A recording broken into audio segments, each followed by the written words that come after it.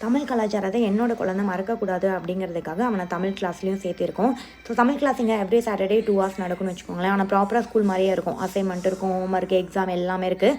இந்த டைம் ஒரு அசைன்மெண்ட் கொடுத்துருந்தாங்க. என்னென்னா ஃபேமிலி ட்ரீ மேக் பண்ணிவிட்டு அந்த ஃபேமிலியை பற்றி பேசணும், எக்ஸ்பிளைன் பண்ணணும்.